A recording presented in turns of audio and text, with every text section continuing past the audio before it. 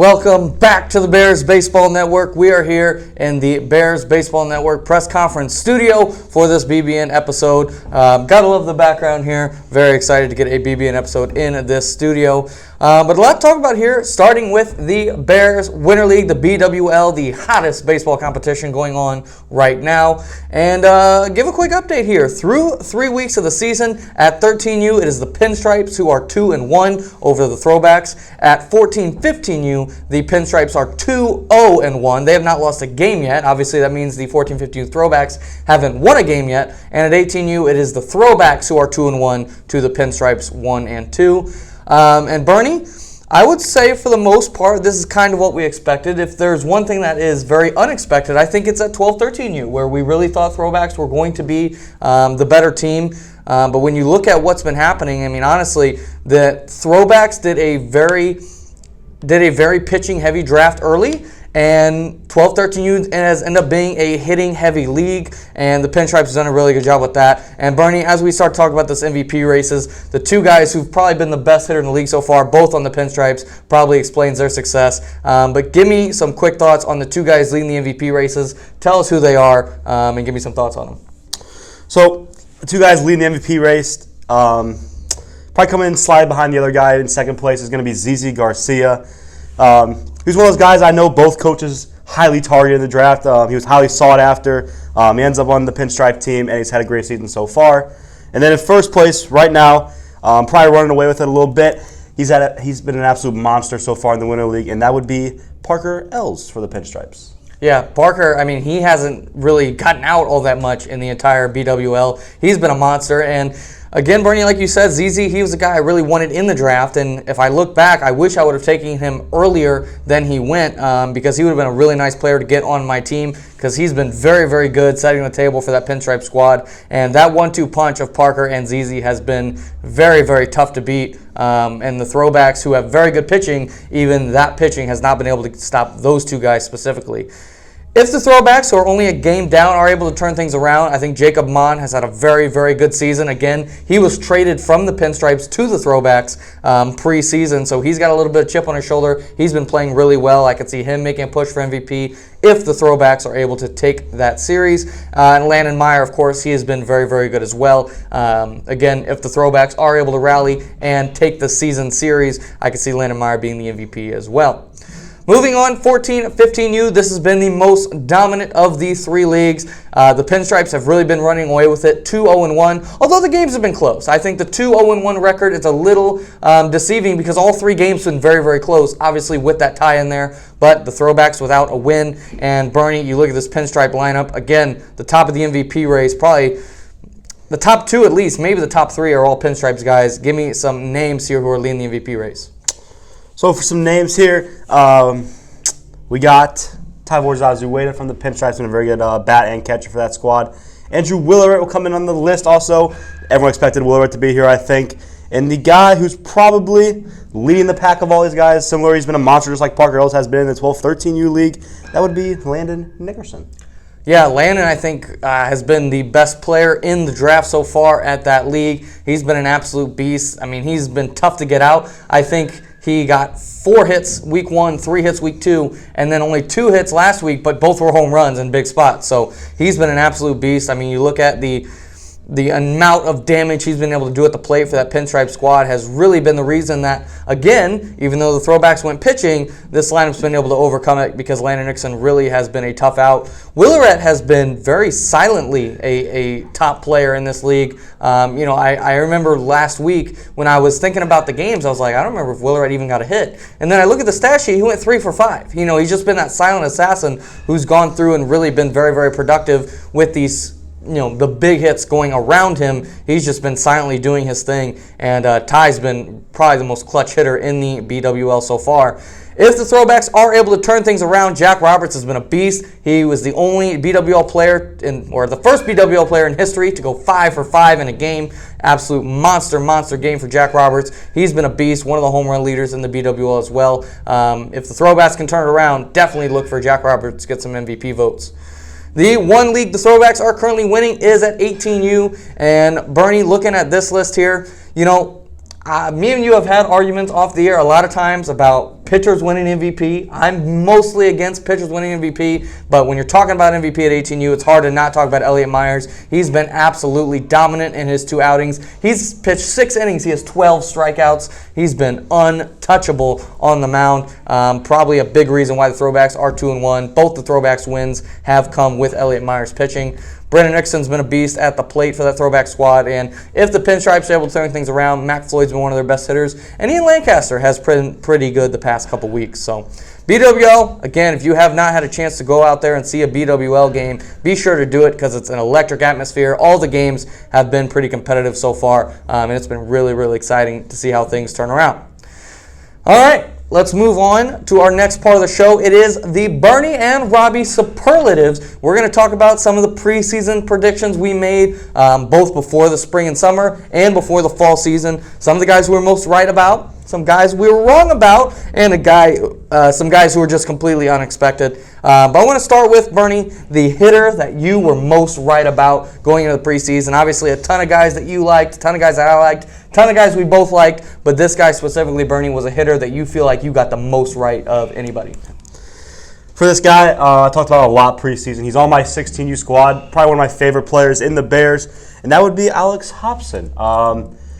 He had a monster season, especially coming along this fall. He led the team in OPS. I know he had multiple home runs this season, and I talked about on the show in the preseason, his first season he hit for a lot of contact, and in this season he developed power, and he was a very good hitter. Whether he batted leadoff for me, 2 or 3, he always batted in the top 3, and he was a pillar for that lineup. Yeah, a great hitter, a big reason why that Burnsville squad really took a step forward this year. And had a very good fall, did that Burnsville squad, and Alex Hobson was the big reason of it. I liked Hobbs too, Birny, but you definitely were tooting the horn from him just a little bit louder. He had a great year.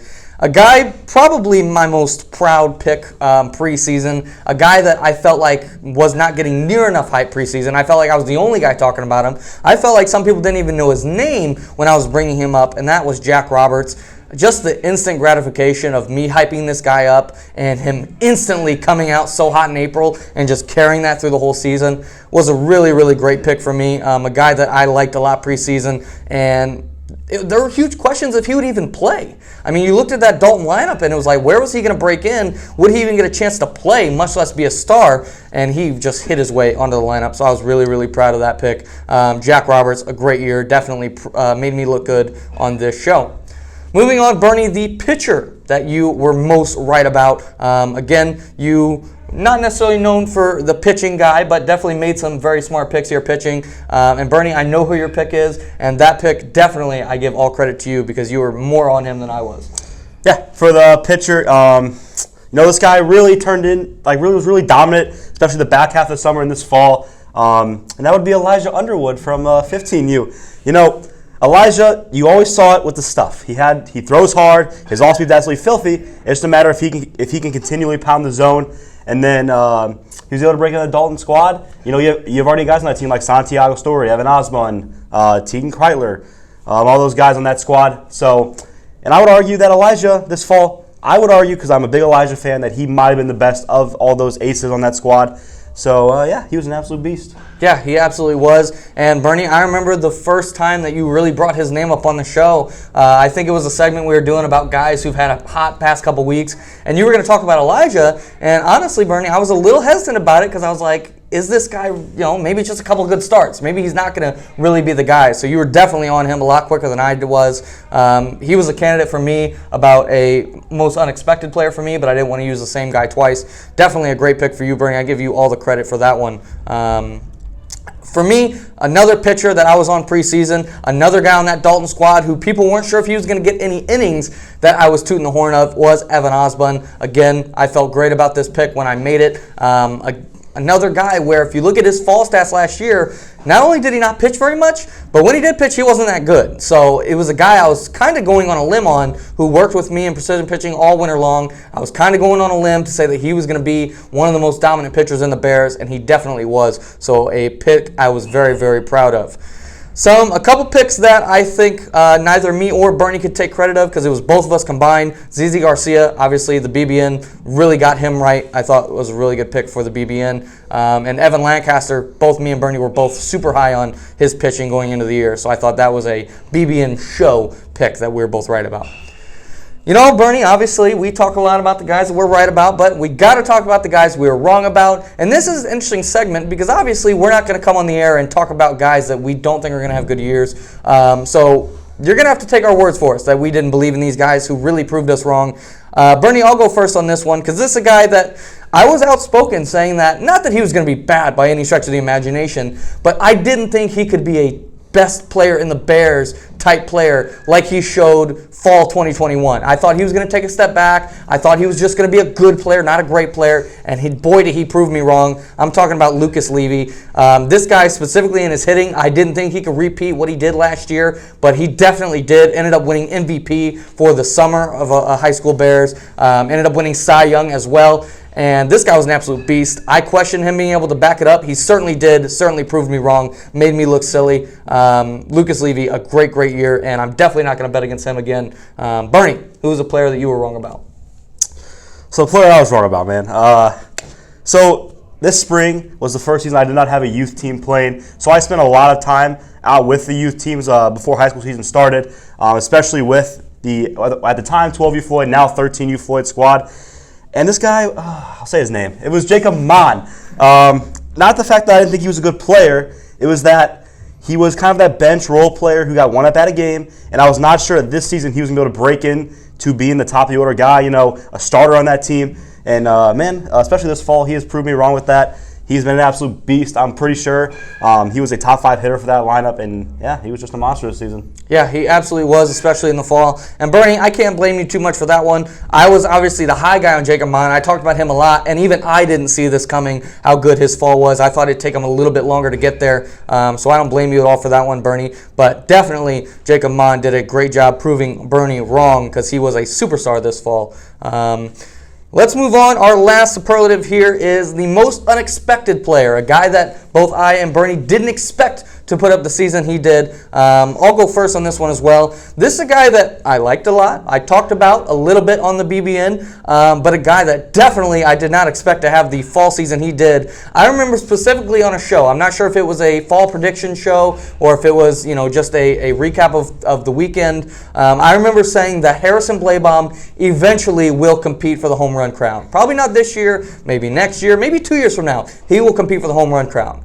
Well, he goes out this fall and leads the Bears in home runs right away. I mean, I definitely did not expect that. I expected him to take a little bit more time. I did greatly underestimated how quick he was going to develop in the Bears system, and he certainly proved me wrong by, it's not going to take me 2 years, Robby. I'm going to do it right now and lead the Bears in home runs this fall. So definitely an unexpected player for me. Although I knew he was a great player, I didn't think he'd be this good this fast. Birny, your unexpected player this year.